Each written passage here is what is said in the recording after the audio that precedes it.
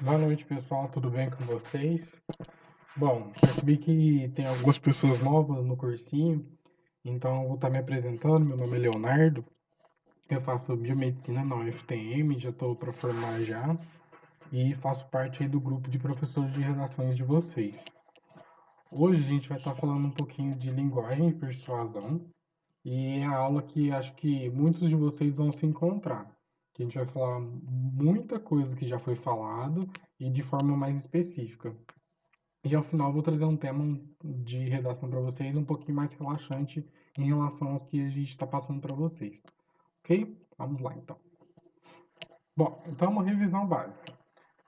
O que é dissertação? É o gênero textual ou de redação no qual se deve argumentar e prover evidências para para a defesa de uma tese ou opinião. Então você tem que ter um argumento forte para a dissertação. Só que tem a argumentação, que é o modo de exposição pelo qual se gera um debate, uma reflexão acerca de um tema ou uma tese. Então, no caso, para a redação do Enem, vai estar sendo uma dissertação argumentativa. Então, as duas definições estão juntas. Então, elas carregam, sim, a defesa da tese, junto com uma reflexão que gera também um debate, que seria os seus argumentos. Falando um pouquinho do que a gente vai falar hoje, a gente vai definir então o que é linguagem, que é o meio específico de se realizar comunicação, e a persuasão, que é uma estratégia da comunicação que permite a captação do receptor por meio de argumentação lógica. Ou seja, você vai convencer o leitor de que aquilo que ele está lendo é verdade, daquilo que ele está lendo é verídico, que você entende do assunto e você sabe o que está falando. Então, a gente vai estar trabalhando um pouquinho nessa argumentação junto com essa persuasão, ok? Então, linguagem. Qual o motivo de se usar a norma padrão? Então, existe sim uma norma padrão para colocar a linguagem, que é o que a gente sempre avalia nas redações de vocês para dar os pontos corretos. E é basicamente buscar uma análise e correção mais uniforme de todos os textos do vestibular, eliminando o regionalismo e afins. Ou seja, quando o corretor vai avaliar a sua redação, ele não vai avaliar se você usou algum termo regionalista, ele não vai avaliar se você usou alguma palavra muito difícil. Na verdade, esse ponto até da palavra bem específica, uma palavra bem formal, uma palavra que não é muito utilizada, acaba te tirando pontos, porque às vezes o significado daquela palavra não condiz com o que você quis tá trazendo para o seu texto. Então é retirado pontos. Por isso que eu sempre coloco, quando eu estou corrigindo as redações de vocês, eu sempre coloco um adentro quando tem algumas palavras assim que são bem difíceis de ler, bem difíceis de lembrar até mesmo o significado delas, sabe? Porque é exatamente para que vocês não caiam nisso, para que vocês possam escrever de uma forma uniforme, uma forma tranquila de se ler, mas que não fique informal e porém que não fique tanto também no tão informal, que né, não seria viável para todos.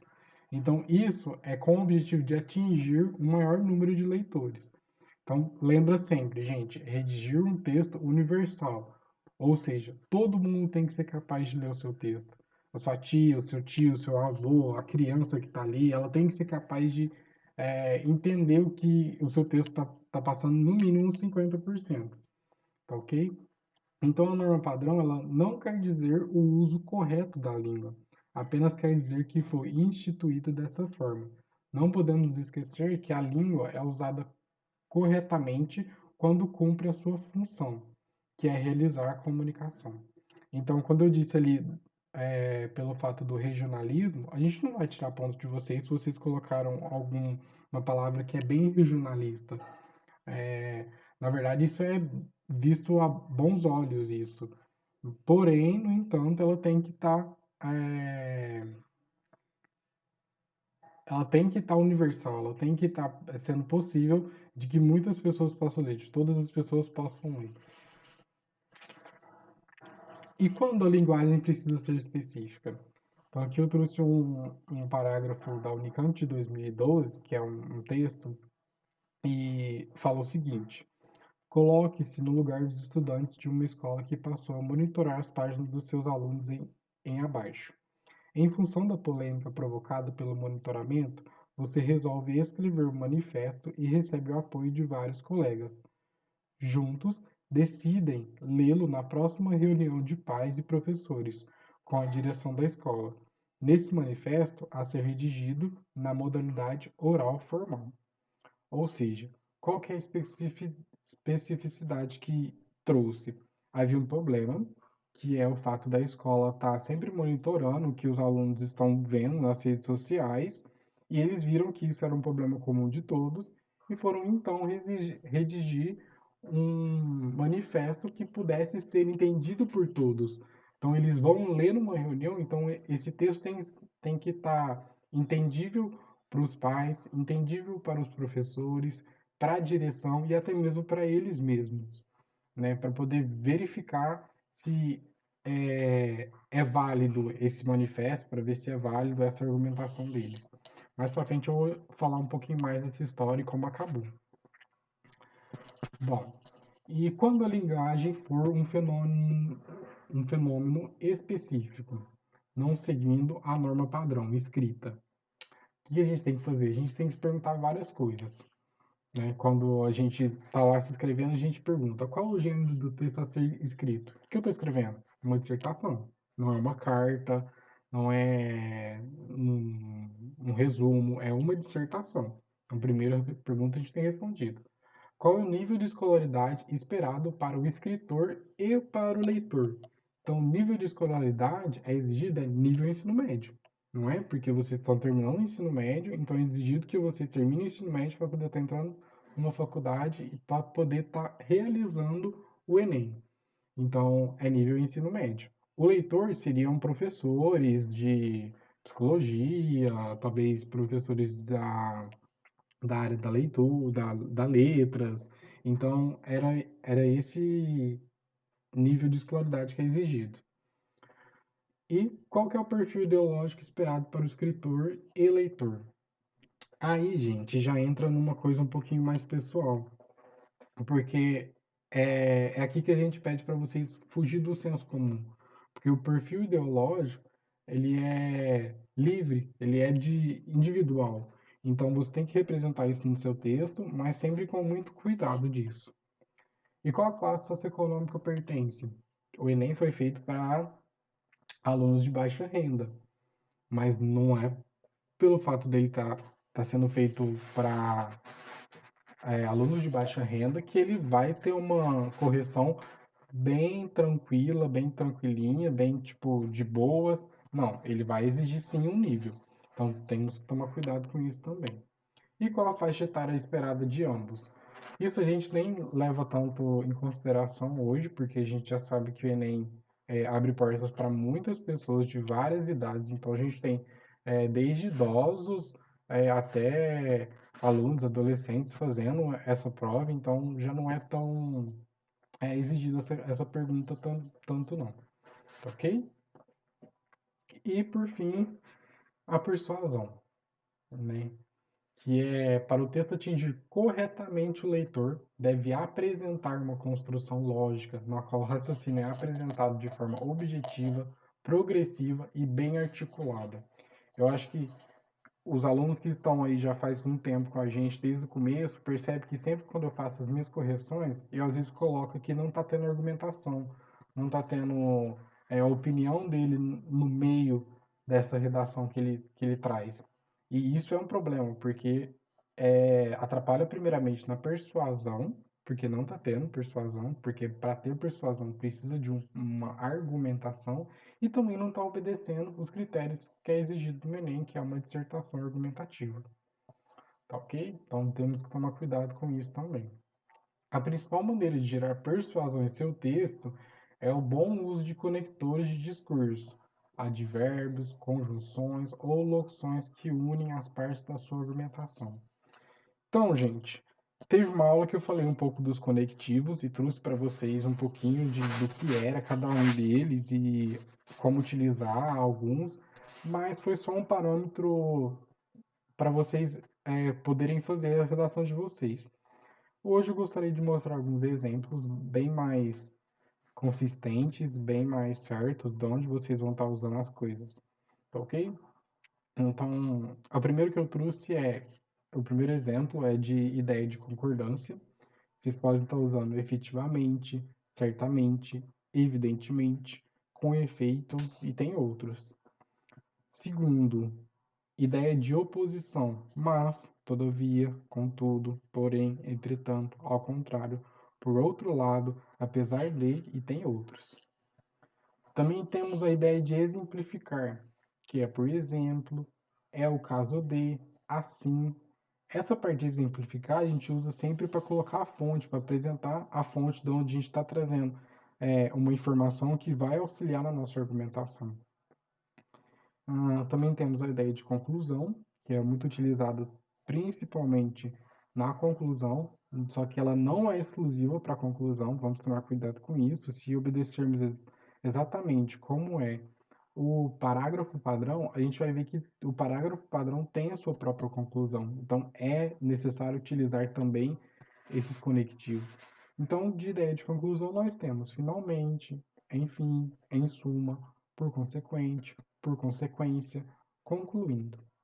E tem outros também. Ideia de tempo. Então, após, anteriormente, posteriormente, seguidamente, quando, até, a princípio, por fim. Esses, esses de ideia de tempo, vocês podem estar usando até para iniciar talvez algum parágrafo, como por exemplo, iniciar um parágrafo de argumento com a princípio. Então, a princípio eu estou dando aula, né? Então, vocês já podem começar a utilizar esses conectivos para esses fins.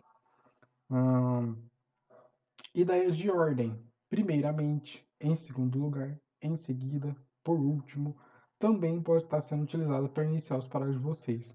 Sempre tem aquela dificuldade de como iniciar um parágrafo. Tá aí a resposta que vocês tanto procuram.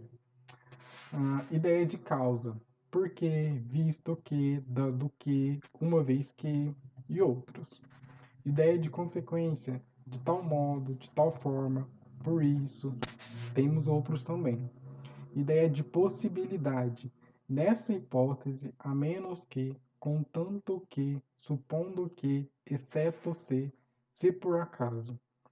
Esses vocês vão estar utilizando mais quando utilizarem estratégia de bilateralidade ou de questionamento. Seria bem evidente esses conectivos nessas estratégias argumentativas, tá ok? E por fim, eu trouxe aqui então um exemplo para vocês. E para finalizar aquela história que eu trouxe do Manifesto das Crianças. Então vamos lá. Manifesto a favor da sociedade virtual.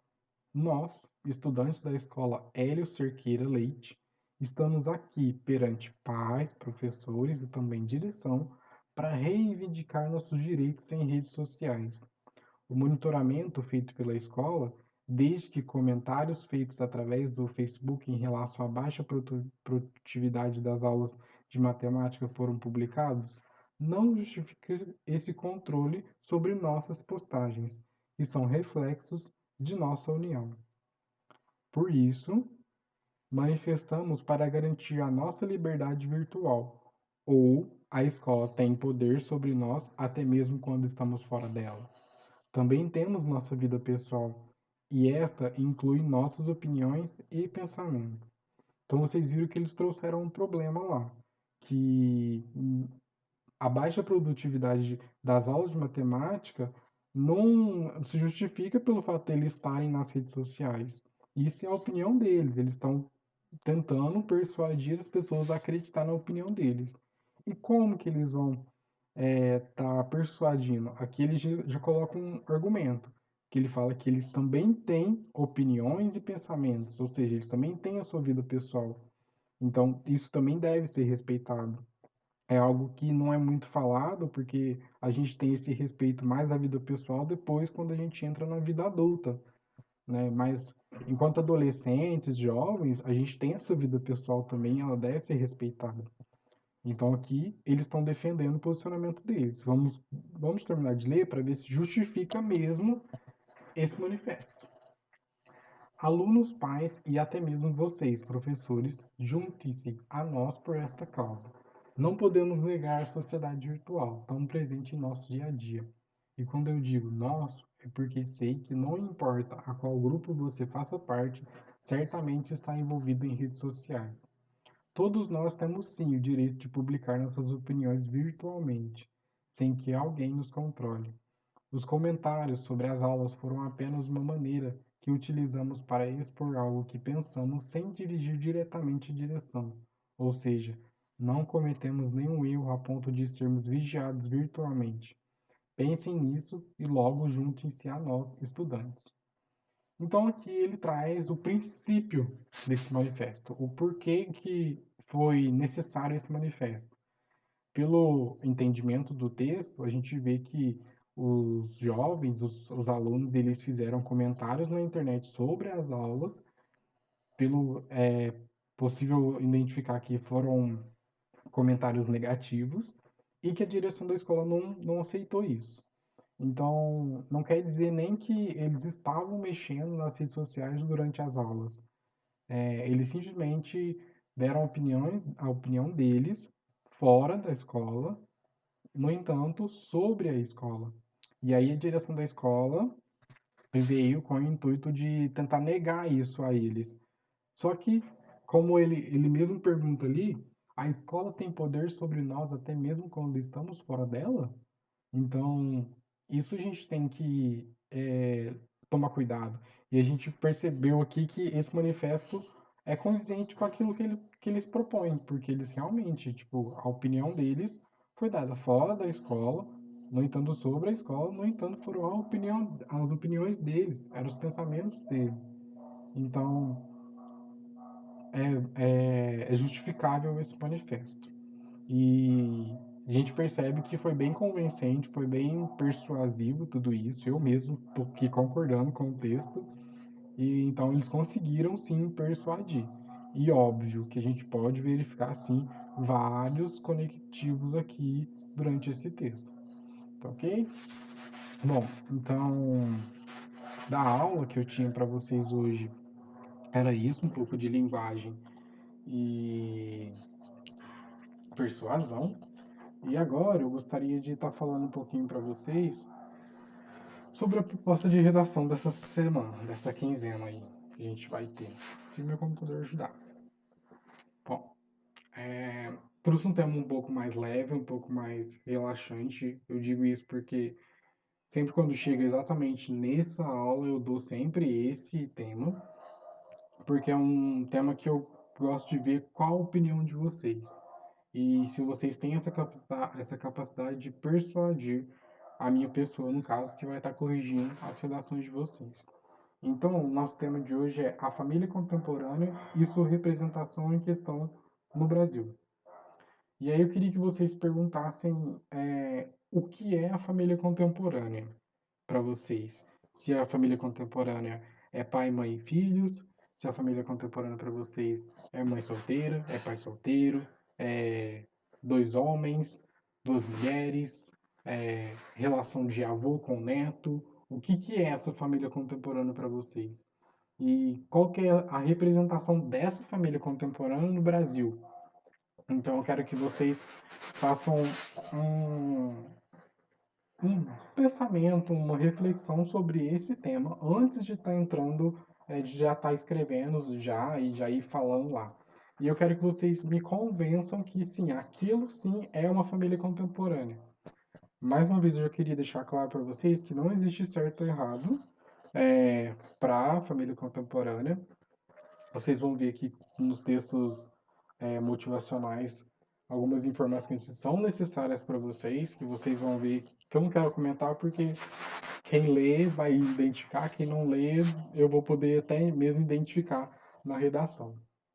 Então, quero que vocês façam esse tema e aí depois de eu fazer as correções todas certinhas, eu vou estar trazendo uma redação que eu mesmo fiz e que me ajudou muito no ano do meu Enem, porque eu fiz, o meu professor me deu esse tema para fazer, acho que 2 semanas antes do Enem para fazer.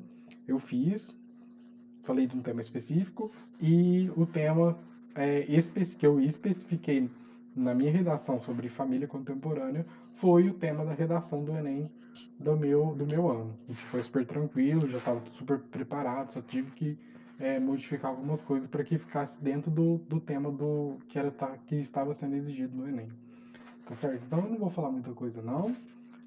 Na minha próxima aula eu trago para vocês essa redação que eu fiz com a especificidade que eu trouxe para ele, que eu dei para ele, e também vou aproveitar e vou comentar as redações de vocês, para a gente ver um pouquinho sobre o que vocês entendem sobre família contemporânea.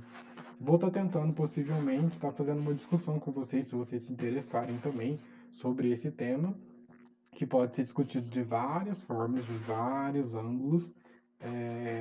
Então, boa sorte e acho que é isso aí. Ok? Obrigado, gente, e boa noite.